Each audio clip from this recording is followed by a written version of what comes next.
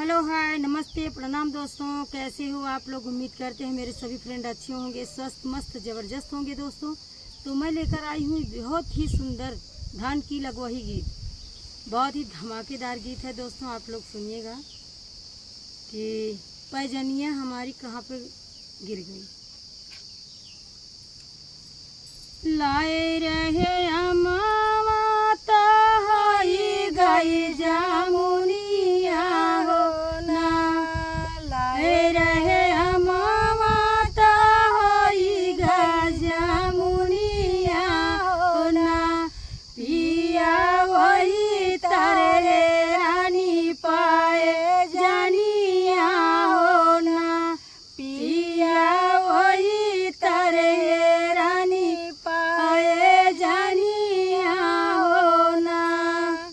ससुर होते ताहरी ढूढ़ी लावतन हो ना, ससुर होते ताहरी ढूढ़ी लावतन हो ना, पिया सासु बोलाई एक बोलिया हो ना, पिया सासु बोलाई एक बोलिया हो ना।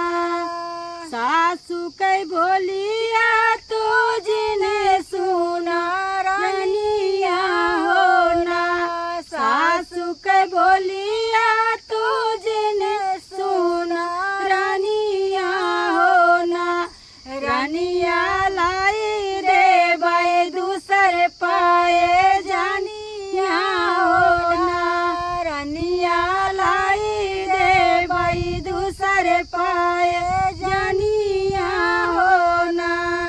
लाए रहे अमावता होई गई जामुनिया हो ना, लाए रहे अमावता होई गई जामुनिया हो ना, पिया वही तारे रानी पाए जानिया हो ना, पिया वही तारे रानी पाए जानिया हो ना।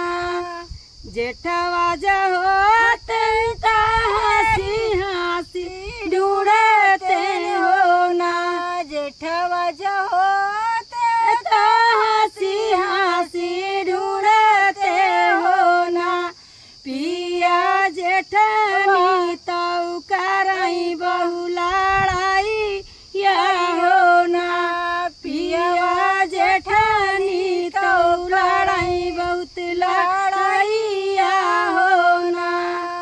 जेठनी की बातिया के जिन्हें सुना रानिया हो ना, जेठनी के बातिया तो जिन्हें सुना रानिया हो ना, रानिया लाई रे बाई दूसर पाए जानिया हो ना, रानिया लाई रे बाई दूसर पाए जानिया हो ना।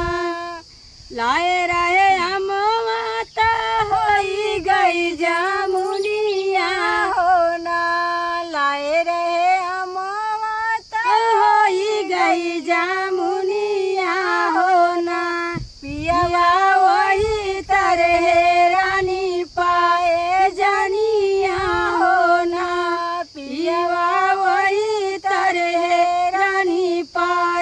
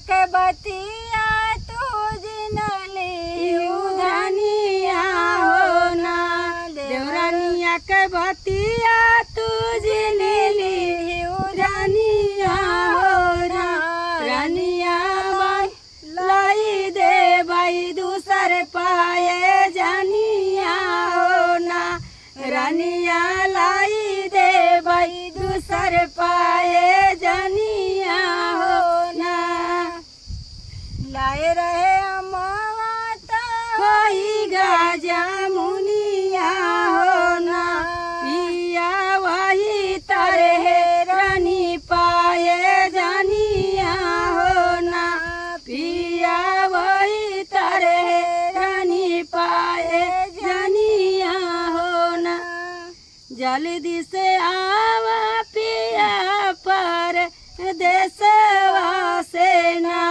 जल्दी से आवा पिया पर देशवा से ना पिया दुनौ जाने फिर भई पाए जानिया हो ना पिया दुनौ जाने फिर भई पाए जानिया हो ना। तो दोस्तों हमारा ये लगवाई गीत कैसा लगा आप लोग कमेंट में ज़रूर बताना, अपना प्यार आशीर्वाद बनाए रखना दोस्तों।